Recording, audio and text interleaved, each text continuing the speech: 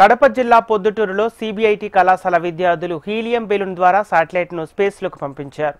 ఈ ప్రయోగం ద్వారా తక్కువ ఖర్చుతో శాటిలైట్ను స్పేస్లోకి పంపించవచ్చని నిర్ధారించామని సిబిఐటి కాలేజీ కరెస్పాండెంట్ జయచంద్రారెడ్డి తెలిపారు. ఈ ప్రయోగం కోసం 35 మంది విద్యార్థుల బృందాలు 9 నెలల పాటు శ్రమించారని వెల్లడించారు. విద్యార్థులు రూపొందించిన అరుదైన ప్రయోగాన్ని ఇండియా బుక్ ఆఫ్ రికార్డుకు సిఫార్సు చేసినట్లు ఇండియా బుక్ ఆఫ్ రికార్డు ప్రతినిధి తెలిపారు. హీలియం బెలూన్ ద్వారా శాటిలైట్ని స్పేస్లోకి పంపించడం జరిగింది.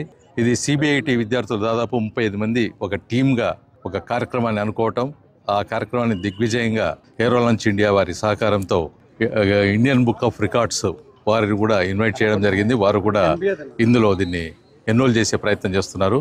ఈ ప్రయోగం ద్వారా ముఖ్యంగా స్పేస్లో దాదాపు ఈ శాటిలైట్ 25 to 35 కిలోమీటర్స్ స్పేస్లో ఉండి అక్కడ ఉన్నటువంటి ఓవరాల్గా అట్మాస్ఫియరిక్ వాటికి సంబంధించి హ్యూమిడిటీ కానీ లేకపోతే అక్కడ ఉన్నటువంటి ఓవరాల్గా మొత్తం వాతావరణంలో ఉన్న పరిస్థితులన్నింటినీ అధ్యయనం చేయడానికి ఇది ఉపయోగపడుతుంది.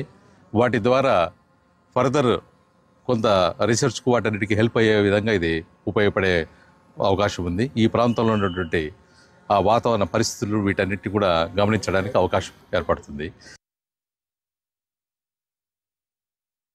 Yeah, hi, good afternoon. I'm Dr. K. Saddam Hussain from India Book of World Record. Chaitanya Bharati Institute of Technology, Andhra Pradesh. Proudly they are present 25 kilometers of balloon, satellite balloon. We are attempting today 2025 in Andhra Pradesh.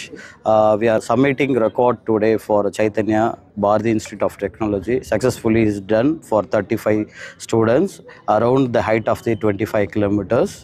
So we proudly present to this record to this college.